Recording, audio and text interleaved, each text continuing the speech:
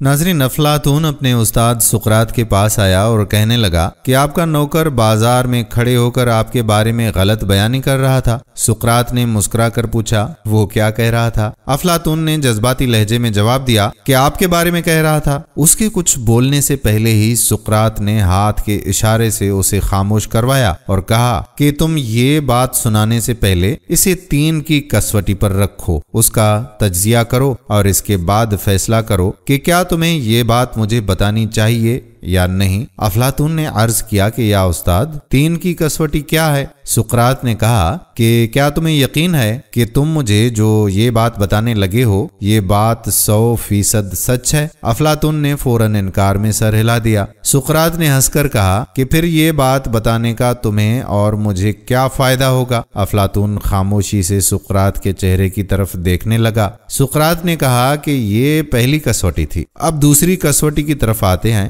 مجھے تم جو یہ بات بتانے لگے ہو کیا یہ اچھی بات ہے؟ افلاطون نے انکار میں سر ہلا کر جواب دیا کہ جی نہیں، یہ بری بات ہے۔ سقراط نے مسکرا کر کہا، کیا تم یہ سمجھتے ہو کہ تمہیں اپنے استاد کو بری بات بتانی چاہیے؟ افلاطون نے پھر انکار میں سر ہلا دیا۔ سقراط بولے، گویا یہ بات دوسری کسوٹی پر بھی پورا نہیں اترتی۔ افلاطون خاموش رہا۔ سقراط نے ذرا سا رک کر کہا، اور آخری کسوٹی یہ بتاؤ کہ جو بات تم مجھے بتانے لگے ہو کیا یہ میرے لیے فائدہ مند ہے؟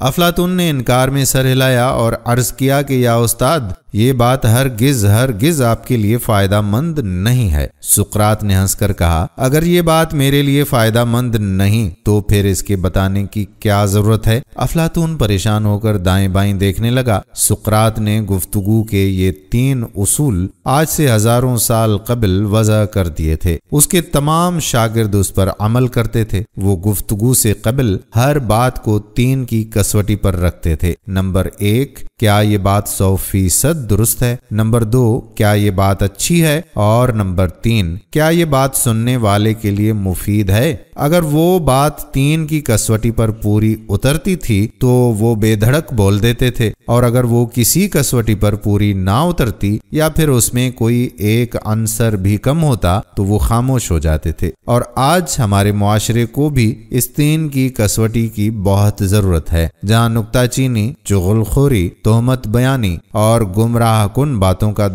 دورہ ہے، اور ہر فرد دوسرے کے لیے زبان کے تیر چلانے کی طاق میں بیٹھا ہوا ہے، اور جس کی وجہ سے بہت سے افسوسناک واقعات بھی رونما ہو رہے ہیں۔ اللہ سے دعا ہے کہ اللہ تعالی ہمیں سچ بات کہنے کی توفیق عطا فرمائے، آمین۔ ویڈیو پسند آئی ہو اور دوسروں کی اصلاح آپ بھی کرنا چاہیں تو اس ویڈیو کو شیئر ضرور کیجیے۔ آنے والی ویڈیو تک اپنے میزبان قادر بخش کلہوڑو کو اجازت دیجیے۔ اللہ حافظ۔